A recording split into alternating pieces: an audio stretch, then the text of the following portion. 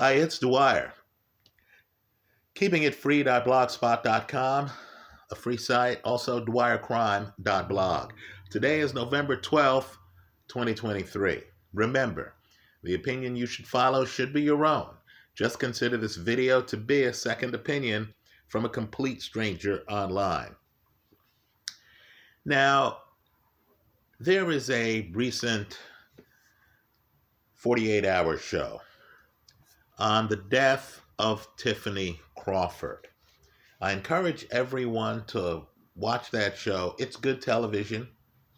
It's slickly produced, right? But what I need for people to understand is, in my opinion, it does not show criminal guilt, right? To me, it highlights what's wrong with viewing these true crime TV shows, and I love them, as anything more than entertainment, right? Many of these shows are very one-sided, and it's very important for all of us to point that out, because all of us have our own relationship with the state, right? With the criminal justice system. And it's very important to point out shortcomings when that criminal justice system is being portrayed in popular media. So, getting back to Tiffinney Crawford. The couple, her and her husband, were having problems. She tells her friends about the problems, right? Some of them show up on the show. She has an affair. She is thinking of leaving her husband. The affair guy breaks it off, right? She tells Hubby about the affair. Understand, Hubby's prior wife had cheated on him, and that's why he left her. Let me add an addendum here. Hubby's prior wife is still alive. Just food for thought, after having cheated on him.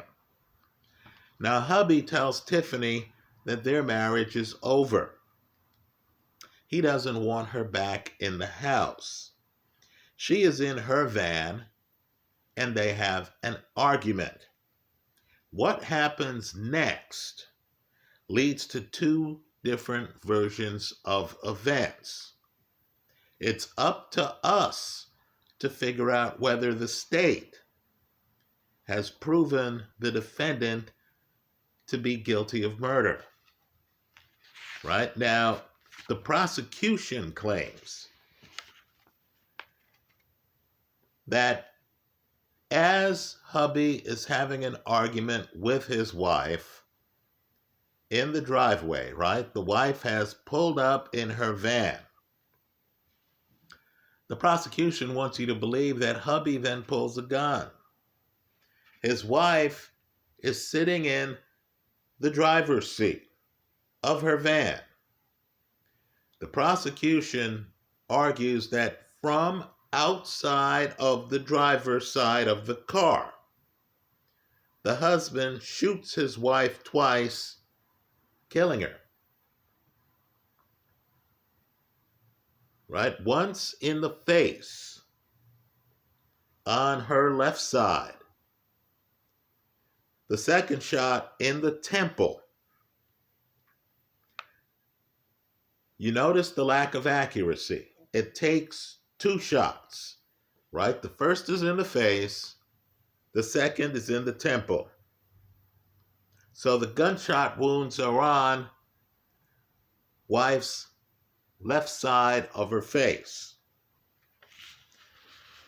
Now, medical examiner Dr. Valerie Green claims that the shot to the temple was fired from 10 inches away.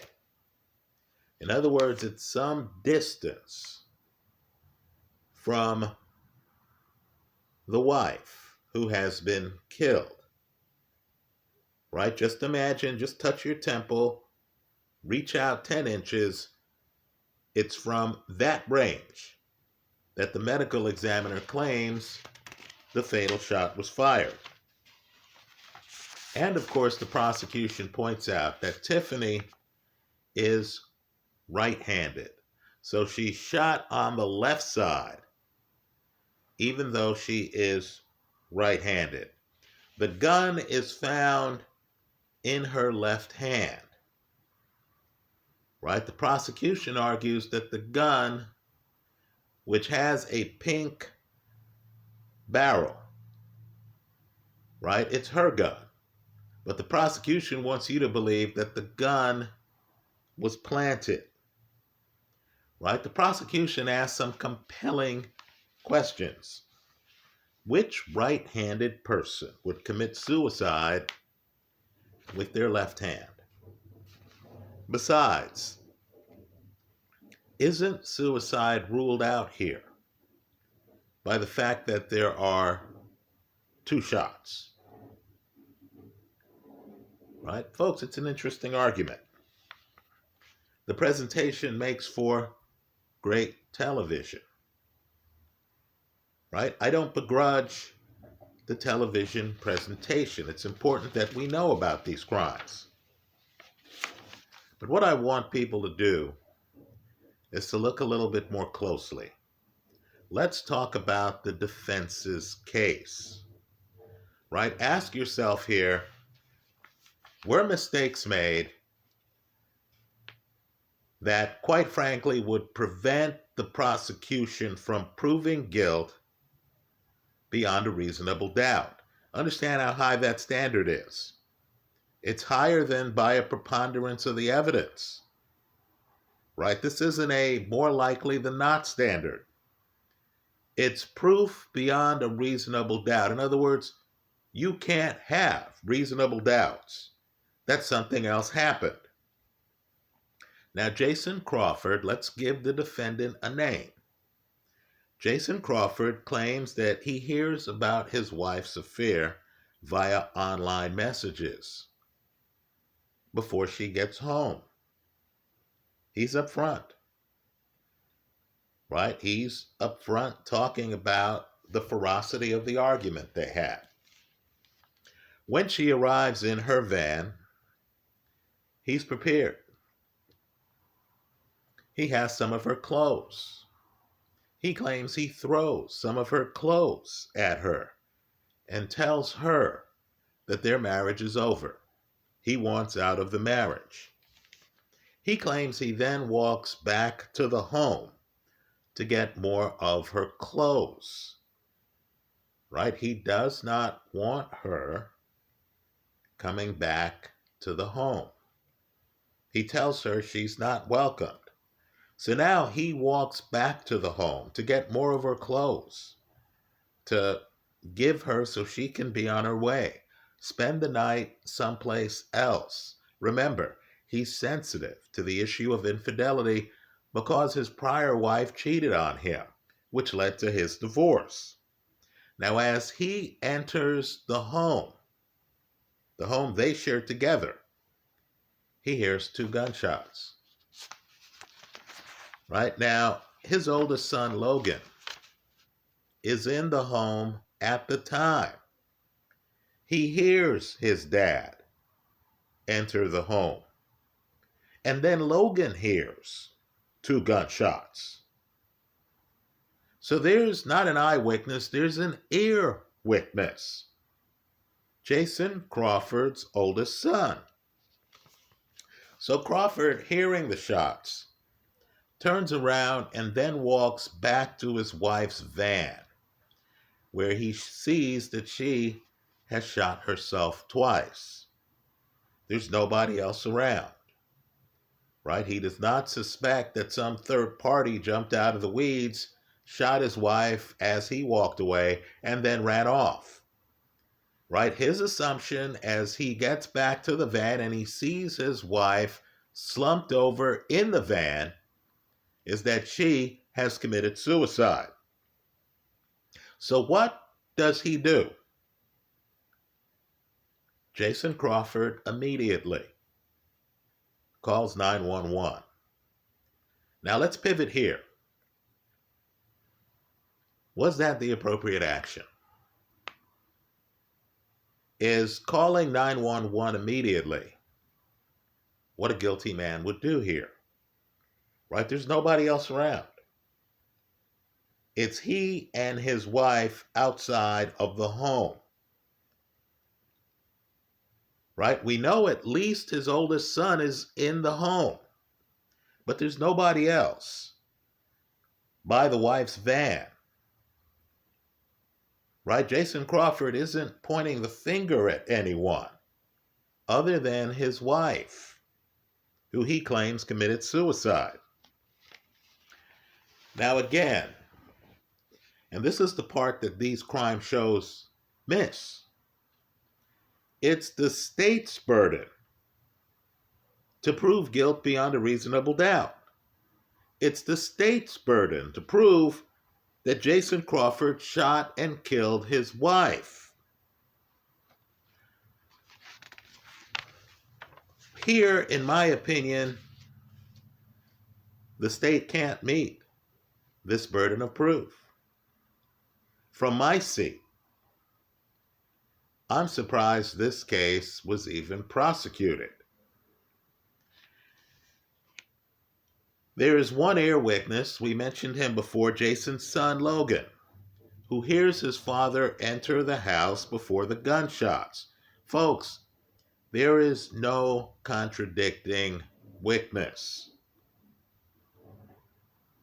There is no contradicting witness.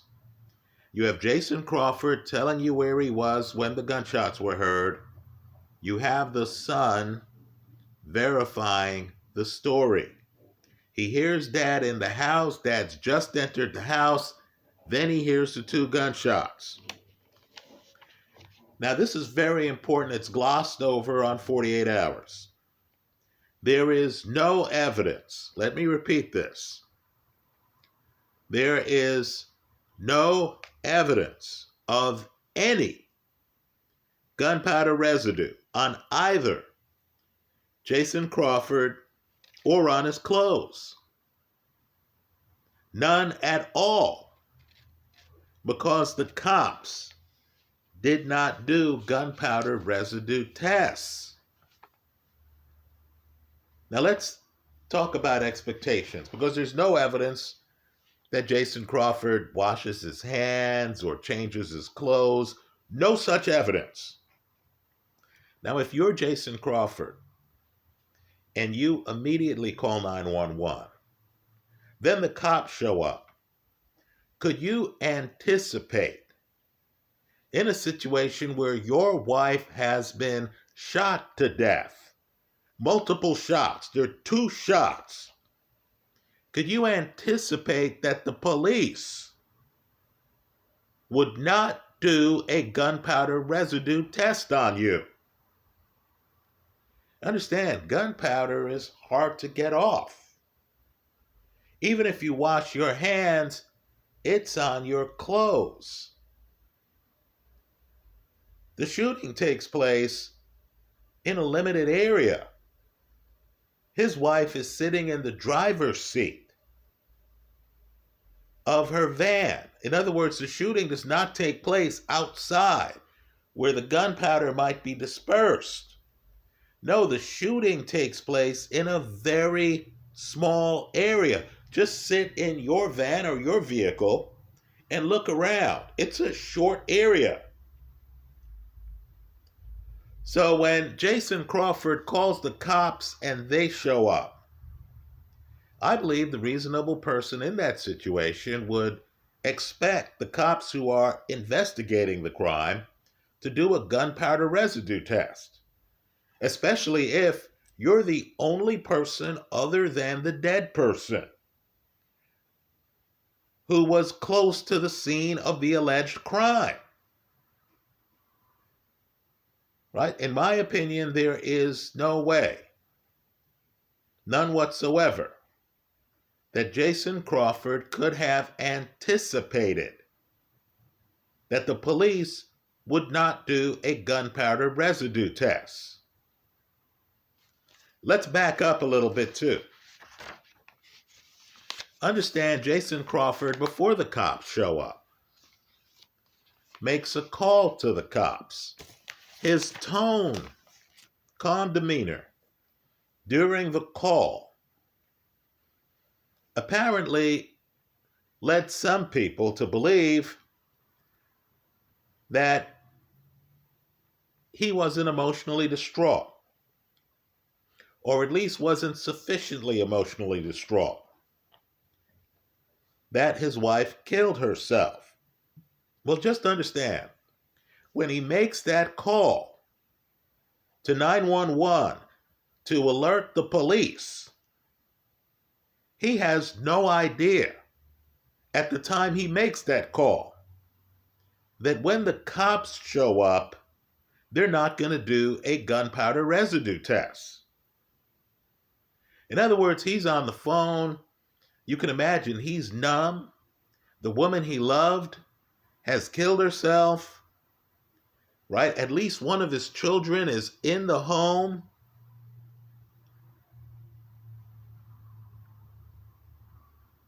In his mind, he must have thought, well, even though I'm the only other person around,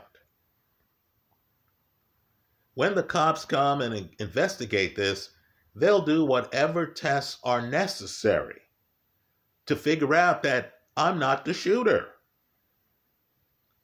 In other words, his focus during the telephone call is to convey information.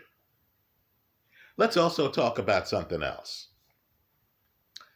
Jason Crawford has been criticized for not telling the cops during the call where his wife has just shot herself, that his wife had been having an affair. Let's ask a different question. Why would he reveal that information? I'll tell you, a lot of people are protective of the reputations of family members when something bad happens to a family member. His wife has just killed herself.